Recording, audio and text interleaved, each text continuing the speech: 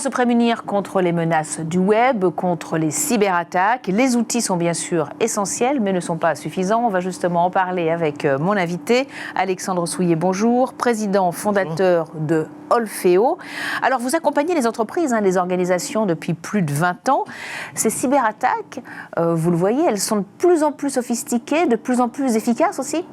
Oui, tout à fait. Alors, on constate depuis déjà plusieurs années une recrudescence du nombre d'attaques, d'ailleurs qui a été particulièrement accélérée avec l'épisode Covid. Mais ce qui est, je dirais, encore plus angoissant, c'est l'augmentation de leur taux de succès. Donc là, ça démontre qu'il y a une carence, puisque la plupart des entreprises, évidemment, s'équipent de solutions de cyber, mais ce taux de succès montre que les solutions historiques ne parviennent plus à bloquer ces attaques. Et oui, le pourcentage des entreprises qui s'équipent est aujourd'hui élevé, mais finalement, elles mettent en place des solutions, ces entreprises, mais les solutions ne sont pas suffisamment performantes, efficaces? Voilà, tout à fait. Alors, d'un côté, les hackers sont de plus en plus agressifs. Ils ont des méthodes de plus en plus sophistiquées. Maintenant, vous savez que vous pouvez en plus acheter des malwares sur le dark web assez facilement. Donc, même des gens qui n'ont pas de compétences extrêmement fortes peuvent disposer d'outils extrêmement efficaces. Voilà, à côté de ça, vous avez les entreprises qui essaient de lutter contre ces attaques. Et c'est vrai que les produits historiques sont des produits qui sont basés sur la reconnaissance de la menace. Donc l'idée, c'est d'identifier les malwares, les reconnaître dans le flux qui arrive à l'entreprise pour les bloquer. Or aujourd'hui, cette recrudescence fait que le nombre de malwares créés par exemple par jour est de 400 000. Le nombre d'URL malicieuses créées chaque mois est de 13 millions. Donc on atteint des volumes si importants que les outils n'arrivent plus à les référencer. Donc n'arrivant plus à les référencer, ils n'arrivent plus à les bloquer suffisamment. On est en train de courir toujours derrière les pirates. Ouais. C'est une course qui est perdue d'avance, puisque ce volume ne va faire que s'accroître. Donc il faut trouver les bons outils, les bonnes méthodes, les bonnes technologies. Alors vous avez développé une méthode trust-centrique, expliquez-nous. Voilà, tout à fait. Alors justement, pour pallier les inconvénients des attaques que je décrivais tout à l'heure, il faut savoir qu'aujourd'hui, les gens vont créer une attaque facilement. Ils vont développer un malware, le mettre sur un site web de façon très éphémère. C'est un site web qu'ils vont créer 15 minutes avant l'attaque. Ils vont lancer l'attaque par du phishing, des campagnes mail.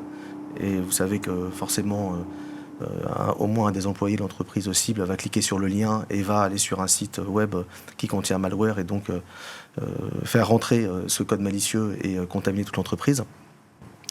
Et ce malware ne sera pas reconnu. Donc Olfeo a décidé donc de renverser un peu ce paradigme avec le trust centric. Donc c'est une défense qui est basée sur la confiance.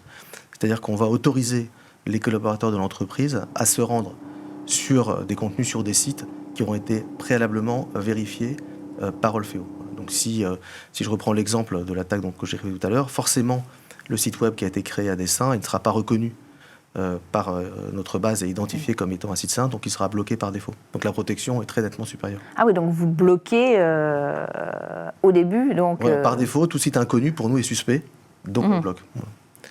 Donc et ça répond donc vraiment aux nouvelles problématiques du marché et des entreprises aussi. Alors est-ce que votre offre, elle est personnalisée en fonction des entreprises, en fonction des collectivités territoriales, en fonction des hôpitaux, parce que tous sont aujourd'hui la cible de cyberattaques, mais peut-être pas des mêmes cyberattaques?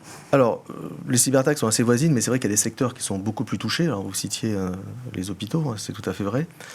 Ils le sont pourquoi? Parce que comme les dégâts causés qui peuvent aller de la demande de rançon jusqu'à l'arrêt de service, le report d'opérations graves, etc. Donc en fait, les attaquants considèrent que les hôpitaux vont payer les rançons plus rapidement, plus facilement, parce qu'ils ont une vue à courte...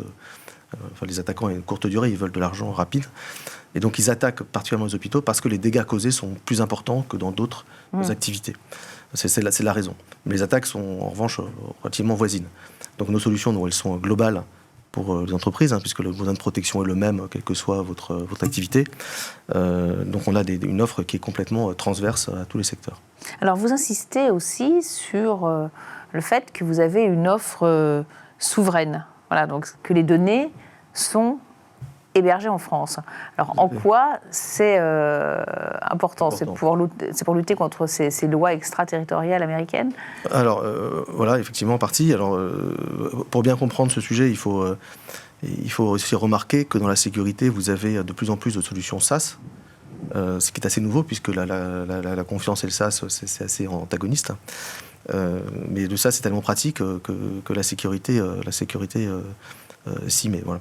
Donc, qui dit SaaS dit que vous allez confier vos données à un prestataire extérieur et qui va, par nature, recevoir plein d'informations sur votre entreprise. Donc, il faut absolument que ce partenaire soit un partenaire de confiance. Et c'est vrai que dans le cas particulier des sociétés de droit américain, même si les données sont hébergées en Europe, elles sont soumises à des lois américaines, dont la plus connue, effectivement, le Cloud Act, et qui autorise un certain nombre d'administrations américaines d'aller regarder dans les données hébergées par ces éditeurs, sans vous prévenir. Enfin, d'ailleurs, on voit très bien ce qui se passe avec Facebook ou les réseaux sociaux, où ces sociétés puisent allègrement dans les données de leurs clients. Donc vous les données... Voilà. Oui. Alors nous, effectivement, on est une société souveraine française, on n'est pas soumis à ces lois. Au contraire, on a en Europe un régime très protecteur via le RGPD, qui est un règlement contraignant, mais ça protège beaucoup mieux les entreprises. Elles en ont conscience quand même, elles font bien la différence, les entreprises, entre les clouds souverains, les Cloud Act, etc. Alors elles font de plus en plus confiance aux sociétés souveraines, parce qu'elles sont de plus en plus conscientes qu'il y a des abus possibles. Il y a eu des révélations. Voilà. Puis le RGPD, de toute façon, leur impose d'avoir des solutions compatibles, donc avec des sociétés de droit européen. Allez, il nous reste quelques secondes pour parler de l'avenir de vos projets de développement. Oui. Alors, écoutez, je parlais du SaaS, c'est extrêmement important, parce qu'aujourd'hui, les DSI, les RSSI, donc, sont soumis à cette pression des attaques, et ils ont parallèlement de plus en plus de mal à trouver des bons profils cyber, à les fidéliser dans leur entreprise et à les faire monter en compétences. Donc forcément, il y a une équation qui est difficile à résoudre. Donc il y a du stress évidemment qui apparaît. Et on pense que le SaaS, c'est quelque chose de très important pour eux. C'est une solution à un problème, puisque ça permet d'avoir à la fois les services d'un expert, d'un spécialiste, donc d'avoir un très très niveau de sécurité, bien supérieur à ce qu'ils pourraient eux-mêmes construire en interne, tout en passant moins de temps, parce que le SaaS, forcément, ça se déploie plus facilement, vous n'avez plus de logiciel ou de matériel à maintenir. Donc ça répond à la fois aux besoins de meilleure protection et de temps limité. Voilà. Donc nous, nos projets des mois et années à venir, c'est de construire autour de notre nouvelle solution SaaS un produit de plus en plus complet, de plus en plus efficace. Et voilà, pour mieux contrer ces cyberattaques. Voilà. Merci beaucoup Alexandre Souillet, donc président fondateur d'Olfeo, d'être venu sur le plateau de Smart Leaders.